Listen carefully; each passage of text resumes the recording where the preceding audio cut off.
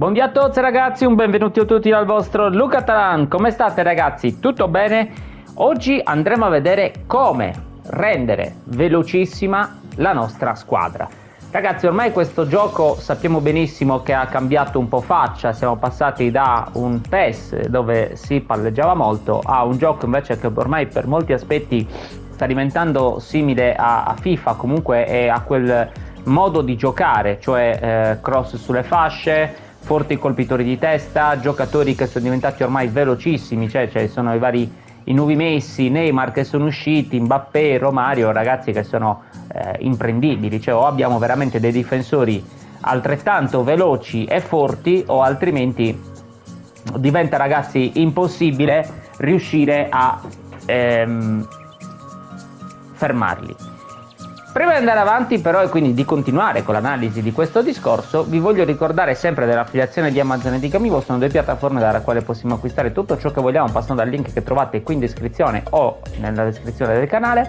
È un modo per supportarmi ragazzi, non vi costa nulla, i prodotti andrete comunque a pagare sempre quello che è il prezzo diciamo di mercato, ma è un modo per supportare me e supportare il canale. Sono aperti anche sempre gli abbonamenti. Gli abbonamenti ragazzi è un modo per supportarmi in maniera diciamo ancora più importante, ecco, con una cifra veramente irrisoria ragazzi. Ci sono dei prezzi di 3 fasce ma veramente irrisori che vi darebbero l'opportunità però soprattutto di sbloccare alcuni contenuti in esclusiva dedicatissimi per i soli abbonati e addirittura comunque di avere anche dei video dedicati, dei video privati diciamo dedicati per voi. Non dilunghiamoci ancora ragazzi in chiacchiere e andiamo a vedere di che cosa stiamo parlando. Io parto sempre ragazzi da un 4-3-3, ma perché il 4-3-3 fondamentalmente, a prescindere che uno lo utilizzi con due mediani e un CC o un trequartista, o comunque messo così in maniera classica o messo in maniera verticale, e a prescindere che si utilizzi con due punte e una seconda punta, con due seconde punte e una punta, ragazzi comunque alla fine della fiera è sempre il 4-3-3. C'è chi lo utilizza così in maniera classica ed elementare e c'è invece chi gli piace magari più modificato con ad esempio magari solo un esterno e due punte, potrebbe essere insomma molto interessante. Quindi per velocizzare ragazzi la nostra squadra io parto da questo modulo. Va bene, andrebbe bene analizzare anche un 4-4-2 perché secondo me comunque per velocizzare la squadra la cosa essenziale ragazzi è sicuramente non giocare con una difesa 5, a meno che non facciamo una difesa 5 molto particolare, cioè una finta difesa 5, e state ben attenti perché vi mostrerò i prossimi giorni un video, un modulo molto interessante e simpatico. Ma senza anticiparvi nulla, dicevo ragazzi, chiaramente se vogliamo rendere veloce la nostra squadra dobbiamo giocare o a 4 o a 3. Perché? Perché chiaramente una difesa 5 impostata in maniera classica si presume che siamo più difensivi, mentre noi vogliamo attaccare, vogliamo essere verticali, vogliamo quindi magari palleggiare un pochino di meno, e poi vedremo anche il video sempre nei prossimi giorni invece un po' l'opposto di questo, no? Perché invece magari le piace un pochino palleggiare di più. Dicevo quindi ragazzi, il modulo a 3-4 perché? Perché il modulo a 3-4 chiaramente ci permette di essere più rapidi, più verticali, quindi meno palleggio a centrocampo e più verticalizzazioni verso ad esempio gli esterni o la punta che poi andrà ad allargare all'esterno. Importantissimo ragazzi anche considerare gli overall, cioè un Douglas Costa, quindi mettere i giocatori nelle loro posizioni dove hanno diciamo il verde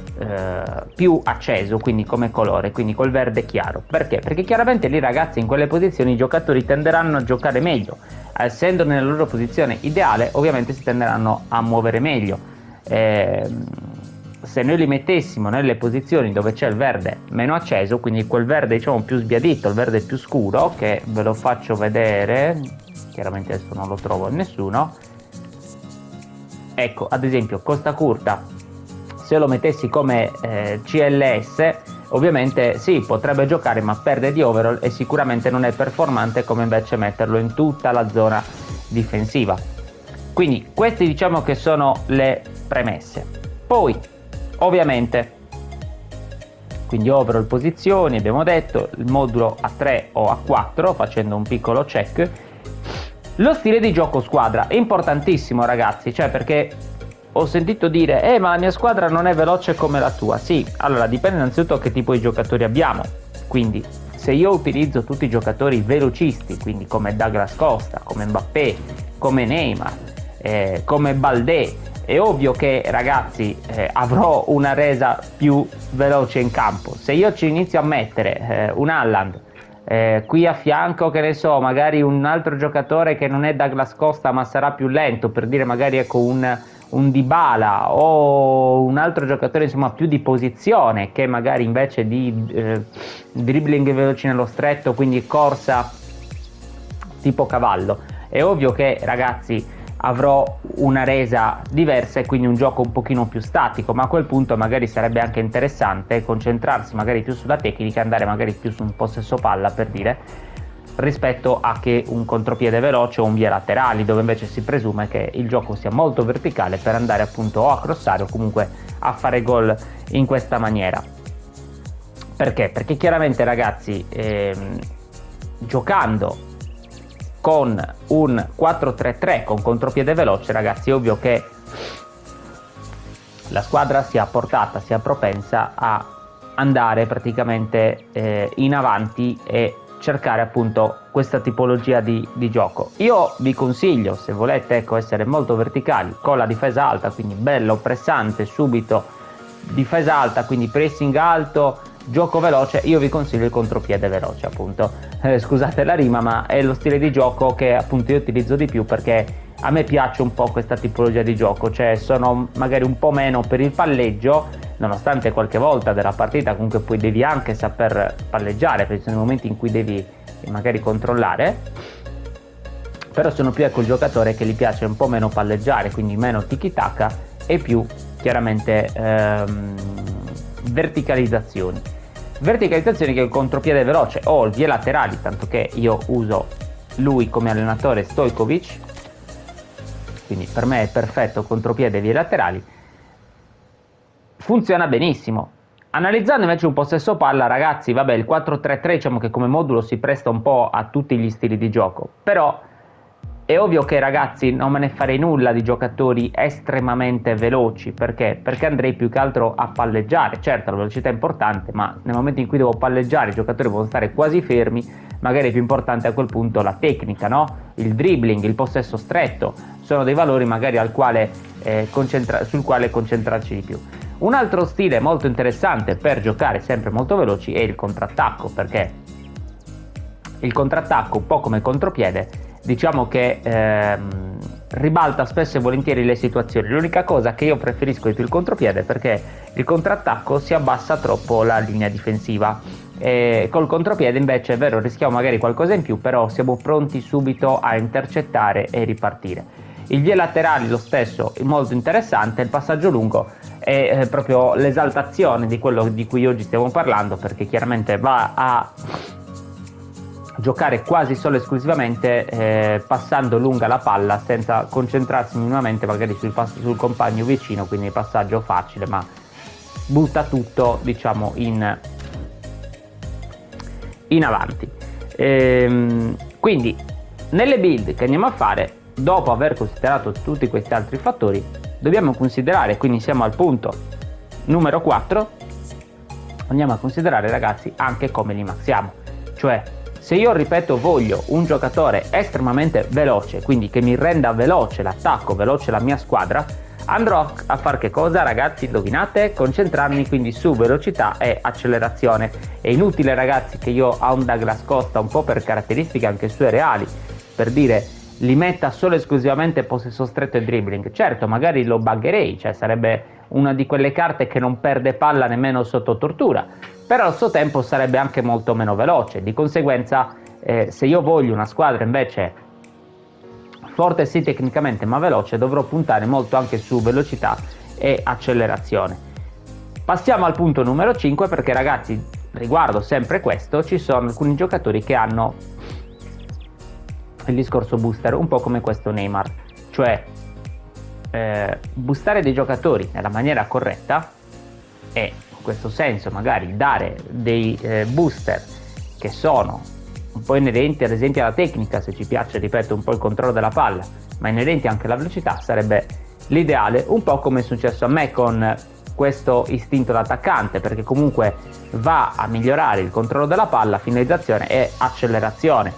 Quindi ragazzi, comunque, essendo una squadra, ripeto, veloce, una squadra improntata all'attacco, ed è questo un po' il meccanismo, ecco, che oggi andiamo ad analizzare, quindi una squadra che gli piace pressare alto, che gli piace giocare in attacco e non farsi schiacciare troppo, magari essere più attendista come invece un possesso palla o anche un minimo comunque il contrattacco, no? Fanno questo, si abbassa la difesa, i giocatori stanno lì pronti a riconquistare la palla e ripartire nelle varie modalità, no? Invece noi stiamo analizzando con una squadra che stia alta, pressi alto e di conseguenza riconquisti palla alto e come l'ha riconquistata partire subito in velocità con gli esterni, con le punte, con chi abbiamo insomma in campo in quei determinati ruoli per andare a fare gol. Un'altra cosa molto molto importante ragazzi sono anche le istruzioni individuali, perché se noi andiamo ad analizzare le istruzioni individuali come dare un contropiede ad esempio a una punta o agli esterni è un'operazione molto intelligente, perché se noi mettiamo il contropiede ad esempio su Mbappé o su Douglas Costa o su Neymar o su chi vogliamo noi, questo giocatore diciamo che rimarrà alto, quindi tenderà a scendere meno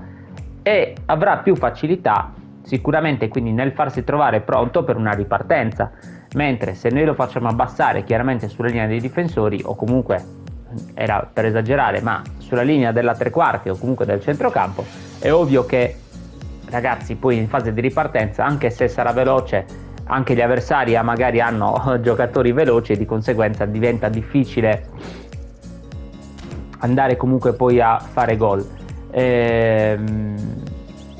L'offensivo lo stesso potrebbe essere da questo punto di vista una tattica da dare, perché comunque fa sì che si spinga la squadra un pochino più in avanti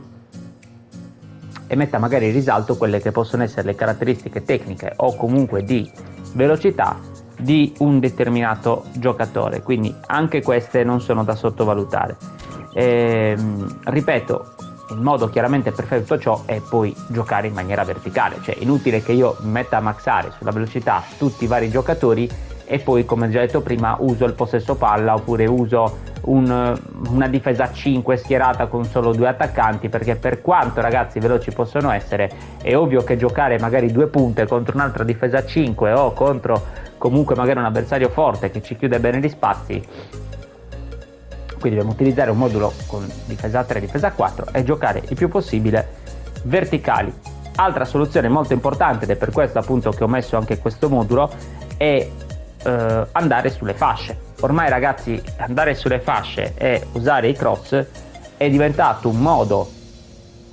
per attaccare, quindi per essere veloci ed offensivi in 0 secondi, perché molti di noi manovrano molto in maniera centrale, magari passandosi la palla fra De Paul, Neymar, Mbappé, Vieira, e poi a un certo punto tac, si sgancia Douglas Costa con la sua velocità o Dembélé o Salah o chi volete voi, che entra chiaramente nell'area avversaria e fa gol. Perché la palla si stava concentrando più che altro in questa zona di campo, allarghiamo improvvisamente, quella diciamo che è una soluzione molto molto efficace, soprattutto se abbiamo un esterno, tornando al solito discorso, alla parola di oggi, veloce, perché ho notato che è un sistema di gioco molto efficace, perché appunto libera improvvisamente lo spazio e di solito la difesa avversaria con questo gameplay non è pronta a un cambio di gioco magari così repentino e di conseguenza si trova spesso e volentieri scoperta. Un altro modo per velocizzare qual è? Quello di fare chiaramente i filtranti o gli scavini, cioè anziché passare la palla perennemente rasoterra, passarla chiaramente facendo lo scavino, ovvero un piccolo lancio di pochi metri. Perché? Perché chiaramente questo ragazzi fa sì che intanto la palla non venga intercettata,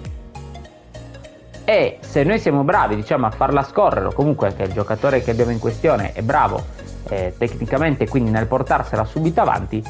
ci risolve, diciamo, ci potrebbe comunque risolvere alcune situazioni intricate che si potrebbero delle volte verificare. Ad esempio tanti pro player, tanti giocatori che giocano nelle primissime posizioni al mondo e cioè io ho visto delle partite, usano quasi solo scavini, ragazzi, cioè usano meno, paradossalmente a volte meno passaggi normali per terra, usano quasi solo scavini, anche perché vi ricordo che sono più difficili appunto da intercettare e comunque anche per un difensore che magari è importante fisicamente diventa difficile, a differenza magari di un passaggio filtrante rasoterra, diventa difficile comunque riuscirlo a prendere. Andiamo ragazzi all'ultimo consiglio, quindi al numero 8, non li ho elencati tutti ma credo che comunque più o meno era un discorso lineare e generico. Ragazzi, il consiglio numero 8 è l'ultimo ma è secondo me il più importante, perché dobbiamo poi alla fine della fiera, a parte le verticalizzazioni, a parte la velocità, trovare uno schema di gioco con la quale ci divertiamo, ci piace e magari ecco, riusciamo a mettere in mostra quelle che sono anche le nostre caratteristiche, oltre che quelle magari del giocatore in campo, di un Mbappé, di un Neymar, di un Douglas Costa e via dicendo, quelle anche che sono le nostre caratteristiche di player, cioè questa è la cosa essenziale prima di anche di fare tutto questo discorso sulla velocità, di livellare i giocatori, perché magari poi noi li livelliamo perché siamo convinti che giochiamo meglio con il contropiede perché ci piace la velocità. Un giorno magicamente proviamo il possesso palla per passare da un estremo all'altro e invece ci accorgiamo che siamo molto più forti e ci divertiamo magari anche molto di più. Quindi ragazzi, prima di tutto bisogna trovare questo, cioè trovare un modo con la quale noi siamo sicuri di giocare bene e di divertirci, perché alla fine della fiera è quella la cosa essenziale,